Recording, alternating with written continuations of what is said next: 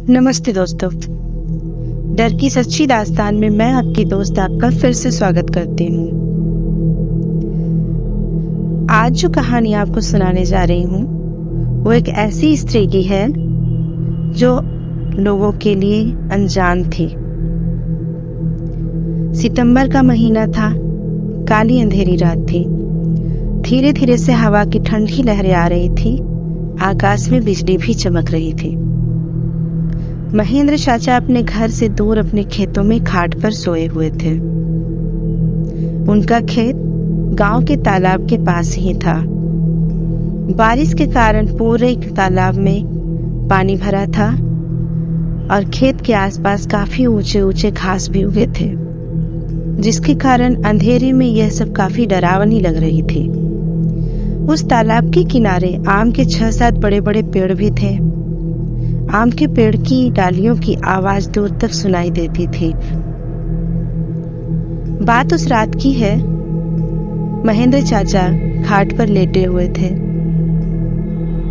अचानक दूर खेतों में भैंसों के जोर से चिल्लाने की आवाज सुनाई देने लगी। पहले तो चाचा ने गौर नहीं किया, लेकिन जब आवाज लगातार आती रही तो चाचा सोचने पर मजबूर हो गए कि आखिर ऐसा क्या हुआ जो भैंसें इतनी जोर जोर से आवाज कर रही हैं। उन्हें तो शुरुआत में ऐसा लगा कि शायद ठंडी के कारण ये भैंसें ऐसे शोर मचा रही हैं। इसलिए महेंद्र चाचा ने खेत में चिमनी जलाई और देखने की कोशिश की कि आखिर क्या बात है। जब महेंद्र चाचा उधर से चिमनी लेकर आए तो अचानक उनकी खाट पर नजर उनकी पड़ी। उन्होंने देखा कि खाट पर कोई बैठी है। यह देखकर उनका शरीर डर से कांप गया। उसी वक्त आकाश में तेज बिजली चमकी। महेंद्र चाचा तो वैसे बहुत बहादुर थे, लेकिन आज उन्हें भी थोड़ा डर लगा। उसी वक्त काका ने आग में और घास डाली और घास के जलने से आग और भड़क उठी, जिससे साफ देखा जा सकता था कि वह औरत कौन है।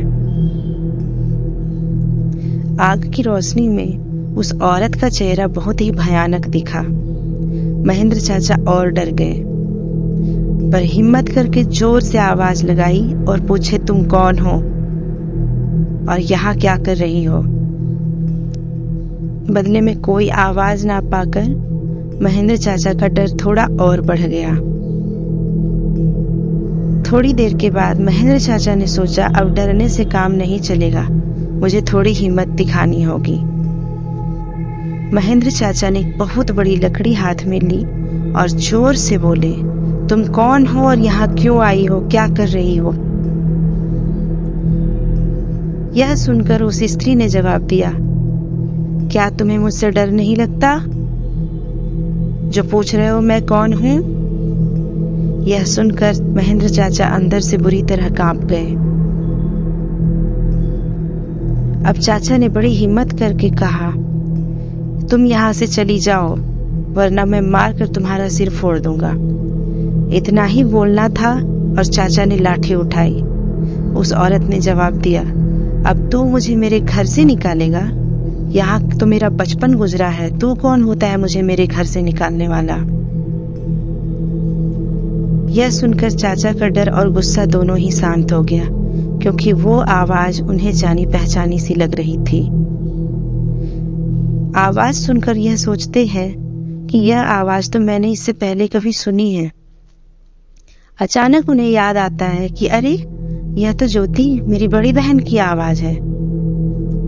बचपन में मैं और ज्योति इसी खेत में तो खेला करते थे, साथ में चारा काटा करते थे। अब महेंद्र चाचा को पूरी बात समझ आ गई थी। यह बात ज्योति के बचपन की है। जब ज्योति 13 साल की थी, तब इसी खेत में गांव के बच्चों के साथ खेल रही थी। दूसरे बच्चों की तरह वह भी आम के पेड़ पर चढ़ती है, लेकिन अचानक से डाली टूटने के कारण ज्योति मुंह के बल गिरती है और उसकी हालत बहुत बुरी तरह से खराब हो जाती है। आनन फानन में उसे पास के अस्पताल में पहुंचाया जाता है, लेकिन जाते हुए रास्ते में ही उसकी मृत्यु हो जाती है। अचानक महेंद्र चाचा को इन सारी बातें याद करके बहुत दुख हुआ और वह उस स्त्री के पास जाकर रोने लगते हैं। ज्योति, जो कि मात्र 13 वर्ष की थी, यह मानकर उसे दफना दिया गया था। उसका अंतिम संस्कार नहीं किया गया था, जिस कारण ज्योति की आत्मा भटक रही थी। उसे मुक्ति नहीं मिली थी, वह मुक्ति चाहती थी। महेंद्र चाचा तुरंत ही सारी बातें समझ गए और घर जाकर इस बात पर चर्चा की गई। अगली सुबह घर वालों के साथ मिलकर उसके कब्र को खोदा गया और उसके मृत शरीर को निकालकर उसका अंतिम संस्कार किया गया। इस तरह से ज्योति की भटकती हुई आत्मा को मुक्ति मिली और उस दिन के बाद ज्योति का साया उस गांव में दिखना बंद हो गया। महेंद्र चाचा की थोड़ी सी हिम्मत दिखाने पर ज्योति की आत्मा को शांति मिली और उस गांव को एक अनजान खतरनाक साये से मुक्ति मिली। दोस्तों, यह कहानी आपको कैसी लगी? कमेंट कर जरूर बताएं। Thank you.